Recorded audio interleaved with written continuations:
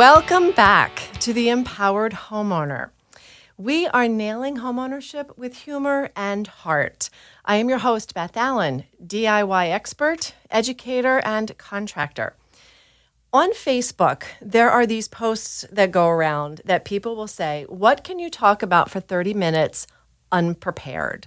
And for me, that's an easy peasy answer. It is toilets. I love talking about toilets. It is something every one of us uses every day. It's something we would all be lost without access to. And the potty jokes, they're endless. But I love educating homeowners about the toilet because there are some big ticket items that can go wrong with your toilet. But there's so many things that DIY homeowners can do with just a little bit of information and guidance so that you can skip that plumber's bill. You know, the average plumbing fee in the Philadelphia area can be anywhere from, $125 to $175 just to have the pro show up at your door. I really want to empower you to be able to tackle some of those things on your own so that you have money for other things in your life. So we're going to talk about taming the toilet. Now, I tell my female students this all the time, so you guys have to just sit out for this one. But I tell the ladies, we as a female species have the ability to give birth to a human. So don't tell me you can't tackle fixing a toilet. We have done way harder things in our lives, and this is an inanimate object that's bolted to the bathroom floor. You can do this. But one of the first things you need to do is to get to know your throne. And how do you do that? How do you understand how your basic toilet function even happens? First thing we have to understand is what goes in and what comes out. So what is the supply side versus the drain side of your toilet before we can figure out what goes wrong with those? Now, with the supply side, we have the clean water that's coming into our toilet. Most of us will have a copper pipe coming out of the wall or the floor. We'll have a valve, and then we'll have a either flexible or straight pipe to the underside of our toilet bowl. That is our supply. Ideally, you should be able to access that valve that is there. That is a shutoff valve. So that will stop the water from coming into your bowl or to your toilet tank after the flush.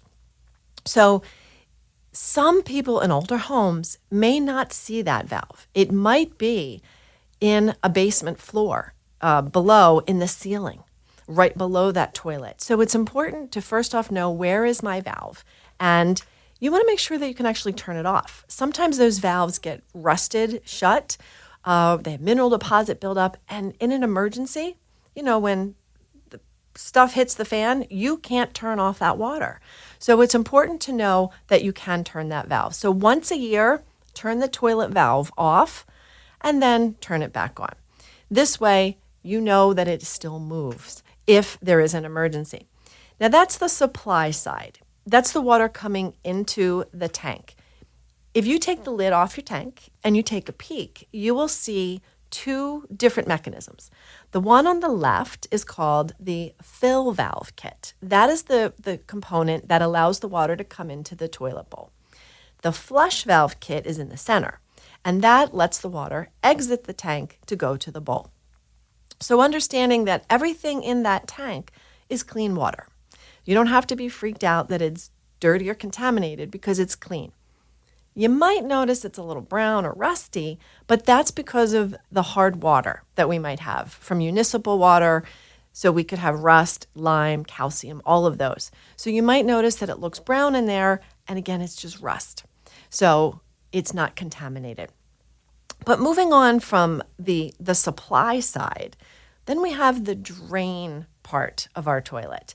And that is where the wastewater leaves the bowl and goes to the sewer or septic for drainage. Now, it's important to understand that our toilets always have water sitting in the bottom. And the reason for that is because of the sewer gases. The sewer or the septic drainage system is open, so everything's always flowing away. And that's why the water is there, because it prevents the gases from coming back in to our living space. So it's always good to understand the basics before we talk about how to fix things. So understanding how the water comes in and how the stuff goes out is always the most important. So there we are with our basic function. We have to talk about what we do or don't put in the toilet when it comes to drainage especially. Many folks make mistakes and end up with massive costly clogs because they're putting things in the toilet that don't belong. The core basics should be toilet paper and nothing but bodily parts, okay, or bodily residue. If you've got toddlers, you want to keep those toilet lids shut. You want to keep bathrooms shut. You want to keep kids out of the bathroom and not let toys end up. The flushable wipes. You will hear people who love their flushable wipes, but every plumber will tell you, no way. They are not flushable. They don't break down, and they will end up causing a clog at some turn along the way before it hits the drain out in the street. So it's important that you don't use the flushable wipes. Secondly, feminine products. We really want to be careful with those. If you have septic, really don't be putting those down the toilet. You want to put them into your trash. All that stuff ends up at the water treatment facility. And it all has to be sieved out and treated. So it's better for everybody if those solids end up in the trash than in the water supply and the water drain system. It'll cost you a lot of money if you end up with a clog from those flushable wipes. So please save yourself and the water system by skipping those. Now, when you do need a new potty, what do you do? How do you start to look? If you were to go to the store today and look, there's so many options, it can be overwhelming. So let's talk about some of the core options. Do you want round or elongated? Do you have room for the longer seat? Do you prefer the longer seat? That's a preference thing or a style thing. Then color. Do you want white or biscuit or do you want avocado? I'm just kidding. Nobody wants avocado toilets anymore. But you would be shocked at how many people are looking to buy the pink toilets from way back in the 60s. If you have a pink toilet, consider yourself lucky because that's a special one, and you might actually get some good money on eBay for that one. When it comes to the height of your toilet, it's really important to think about what is the future for you. How long are you staying in this house? And when you're staying in that house, do you want the comfort height or the regular height for your toilet? The comfort height is 17 inches. It's just an inch less than a typical chair height. So it's more comfortable as you age that you don't have to sit down as far and you can get up more easily. But it's sometimes more difficult to actually use the toilet to do your business because you're not having your knees up higher. Look into these things so that you buy the right toilet for your need. It's important. And lastly is that measurement you need before you go shopping is the rough in. That is how many inches from the wall to the center of the drain. So you need to measure the back of the wall to the bolts. And that gives you your rough in. It's 10, 12, or 14, with 12 being your standard. So before you go shopping, you need to know this stuff. Here's a word from our sponsor, the Showerhead Store. Replacing your shower head is a very DIY doable project. And I'm glad I added this rain shower head to my morning routine. Crafted with premium chrome, this rain shower head not only adds a touch of elegance to your bathroom, but it delivers durability and a stunning shine.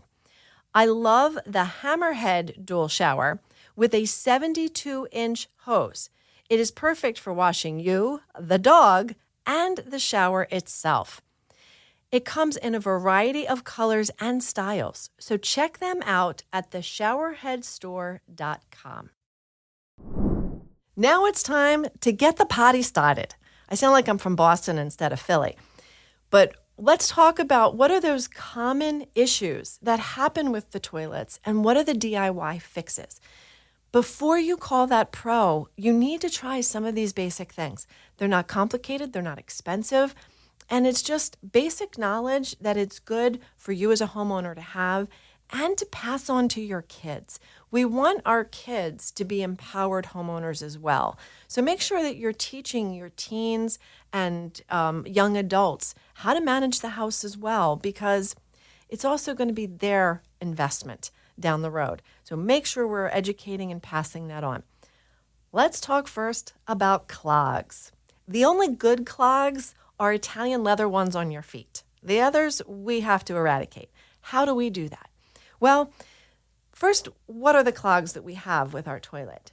We could have, again, the toys or the washcloth or something that your child threw down. And then we can, we have the human stuff that has clogged the toilet. Maybe Uncle Buck visited you that weekend for Thanksgiving and now you have toilet issues. When it comes to the toilet, you have to be aware of what is in it first, if you're able. Sometimes we don't know what caused the problem. So we have a couple options to get that toilet moving: plunging, snaking, and then Dawn. So when it comes to plunging, it's really important that you have a good plunger. What makes a good plunger? Well, we've all seen the standard plunger is the brown dome with the wooden handle. That is a better plunger for sinks or showers. It's not a great plunger for the toilet because when you plunge with that brown flat plunger, it just sends the air out the side and up the side of the bowl, and it splashes and it makes a big old mess. And nobody wants to deal with that because when you're plunging, the water's soiled, and that's the point of trying to plunge. You want to treat yourself, and I mean treat yourself to a good plunger. I love the elongated plunger that has the flange at the base that sticks out. If it's the beehive accordion style, that's even better. And the goal of that is that extension gets right down into the drain and really moves that air out of the way so that you can get good movement and move the stuff along. So treat yourself to a nice plunger. My other comment about plunging is no wimpy plunging. I have seen some folks that go over to the toilet and they give it 2 or 3 pumps and they wonder why it hasn't moved. I want you to plunge that toilet like you're doing CPR on your kid.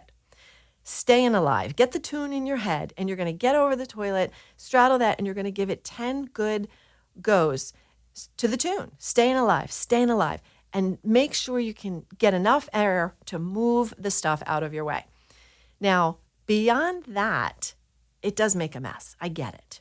So before you plunge, you get a plastic trash bag and you poke the handle of the plunger through the trash bag, kind of like in the corner of the bag. And you leave the plunger inside the bag, the handle sticking out, and you wrap the toilet with the bag so that as you're plunging, the bag contains all the splash. And when you're done plunging, you can wrap the plunger as you take it away from the toilet and you're not dripping any mess anywhere. It's just a cleaner, hygienic way to plunge that gets the job done without extra mess. The other thing about plunging is that the plunger is not art. Nobody wants to see that plunger in your bathroom corner sitting. We all know where it's been. We know what it's been doing. So when you're done plunging, put it loosely stored after you've cleaned it. I like to use the tub and some disinfectant. Rinse it off, put it loosely in a plastic bag, hide it in the linen closet or under the sink. So it's in the room, so if somebody needs it, they can find it. But it's not sitting out for everyone to look at. That's just the designer in me. Like, we don't want to see potties with the plungers beside. Then we need to talk about the snake. The snake is also called an auger, A-U-G-E-R. It's a great crossword puzzle word. The auger, or the snake, is designed to be passed into that drain and to either break up the stuff so it'll move away, or it's going to catch the stuff, maybe a washcloth or the toy, and pull it back out. I like to say snaking is like a box of chocolates. We don't quite know what we're going to get. Are we going to bring something out or are we going to send it forward? You have to be prepared.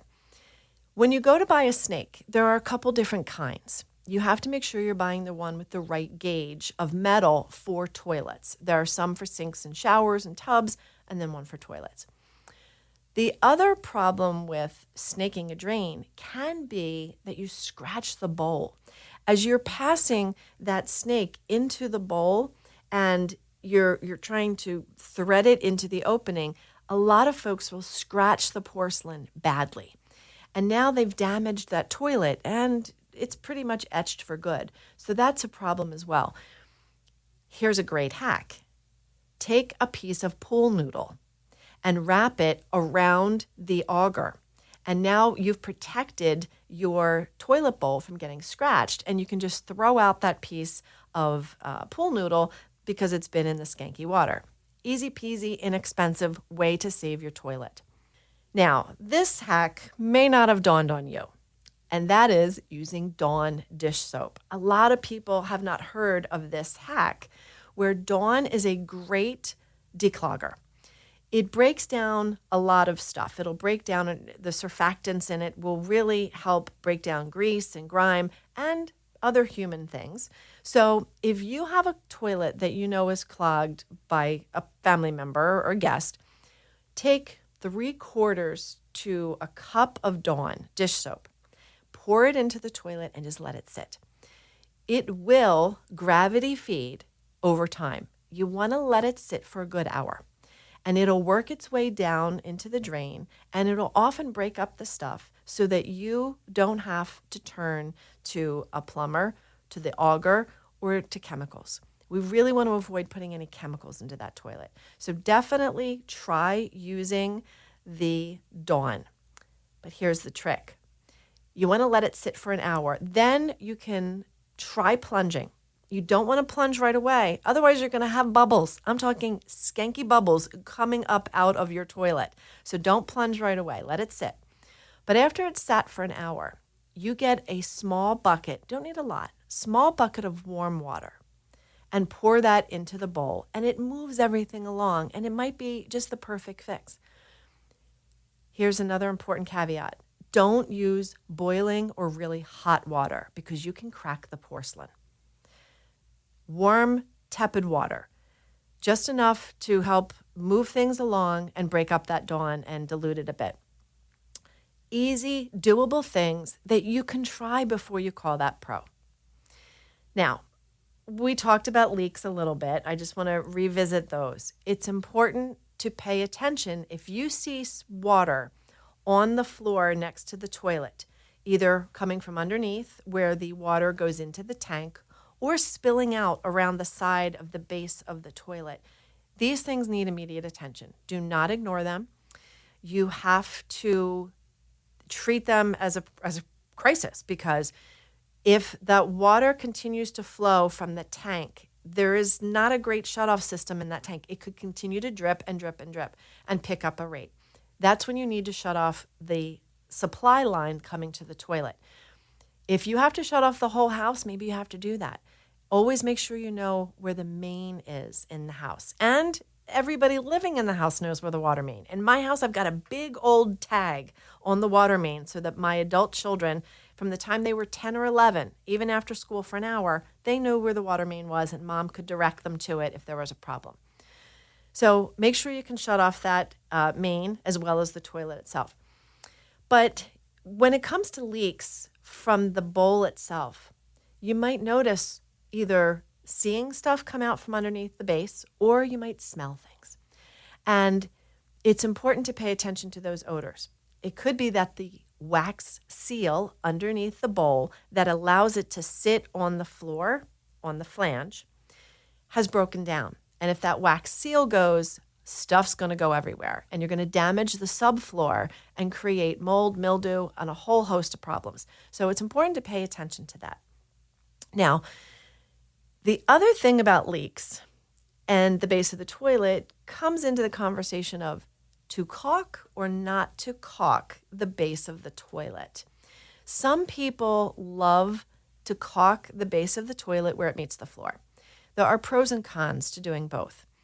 I am not a fan of caulking that toilet base because it creates one more surface for me to clean. And in 4 to 5 years, if you're lucky, you have to replace it. It could be 2 to 3 years. So that's one more DIY task that has to be done. I prefer not to. I would like to see or smell any leaks and have them come out so that I can deal with them rather than having them fester under the floor and you don't know what's going on until you start to see stains on the floor, stains in the ceiling below the toilet in the room underneath. So I like to see it come out. The other issue with caulking is if you are not really good at doing a bead of caulk, it ends up messy. And now you have another surface for hair and dust and stuff to get stuck to. I would prefer not to. If you're going to do it, make sure that you choose a color that matches either the toilet or the floor. I have hardwood flooring, so I don't want to use white caulk on my nice hardwood, and I don't want to use a brown caulk on the edge of the toilet, and then that looks sloppy. And you could use clear, but then that's shiny, and then you see it. So that's your decision to caulk or not to caulk the base of your toilet. Now, when I do my live classes, I always talk to my students about ring around the potty. And ring around the potty is that situation where you clean your bowl, you bleach and you scrub, but you still have that line right around the water level. And you think, oh, I'm a dirty housekeeper. I can't get rid of that. Well, it's not you. Don't feel bad. Let it go. No shame. It is mineral scale buildup. It is a crust of minerals that has developed at that water level. So how do you get rid of that? There are some pumice stones that you will see in the store, often in the plumbing department, and they say they're good for toilets. But I hesitate to tell people to use those because the pumice stone, it's the same thing you use at the nail salon for your calluses to get those off. The pumice stone is really hard and it will scratch and etch your bowl. So now you have that toilet that you got rid of the mineral deposits, the ring around the potty's gone, but now you have black etching in your porcelain. And you can't get rid of that unless you try a porcelain paint or replacing it. So be really careful in using that. My hack for getting rid of ring around the potty is an emery board, a paper nail file. Super cheap, hop to the dollar store, you can get a multi-pack. And if you use the emery board in the toilet, you can wear a glove if you want or not. It removes all of that crust and it just makes everything disappear. And it'll last like 2 years, which is wonderful, so that you can have that cleaner bowl with almost no cost. So use the emery board, use it on the soft side. It's better than sandpaper because that would fall apart in the water, and that cardboard gives it some stability, and it works great. Now, let's talk about the weak flush. My girlfriend called me one day and she's like, oh my gosh, my toilet lost its oomph. And I was like, what are you talking about? Now, she's this fun little Italian woman that speaks with her hands. So I can imagine her animated over the phone talking about this toilet. The toilet did lose its oomph when it flushed. And that happens because the underside of the rim of our toilet is porcelain with holes. There's a whole bunch of holes around there. And mineral deposits and gunk and mold and whatever will build up, and the water doesn't flow as well. So what you need to do is get a stiff nylon brush, not metal, but a nylon brush, and you are going to use either vinegar or CLR, calcium lime and rust remover, and get up under there and clean all that gunk out so that the toilet has, the holes are free so the water from the tank to the bowl can move more forcefully, and you get a better flush and a cleaner bowl. Easy, affordable. Now we have to talk about the drop-ins. A lot of folks like those drop-ins to the tank to help clean and disinfect. The problem with those bleach drop-ins is that the chemicals in those will break down the plastic parts that are in the tank. So we used to have more metal parts in toilets, but now everything's plastic, and those bleach drop-ins will eat right through them. So don't put those in your tank. You can buy the clip-ons for the side of the bowl, and those are better, but skip the bleach pads. Then we have the running toilet. This drives so many people crazy, right? You hear that toilet refilling, and you're downstairs, and you're like, why is that bowl refilling? It's happening because the water in the tank is leaking from the tank to the bowl because there's a problem with the flapper. Flap on, flap off. So with that flapper, when it is not seated properly, the water seeps slowly from the tank to the bowl. And when the water level in the tank drops, then it refills. So you hear it refilling. So you are wasting water. You need to pay attention to that flapper. It is a $7 or less part that you can get at your local store and replace it. It doesn't require any mad skill. You turn off the supply line, you flush the toilet, you pop out that flapper, put it in a baggie, take it to the store because there's different sizes. You want to make sure you get the right one. You come back, snap it back on, adjust your chain, fill, and you're done.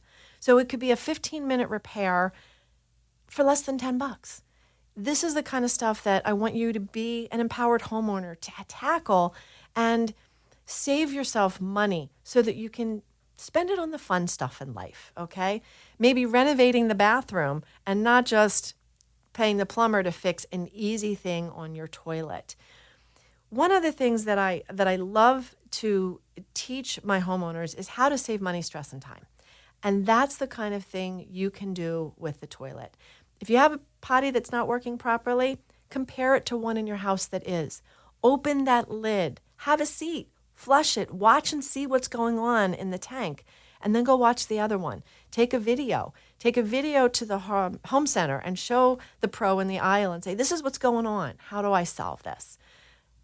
Easy peasy, you can get these things done. I have confidence in you. You've tackled harder things in life, and you can be an empowered homeowner too.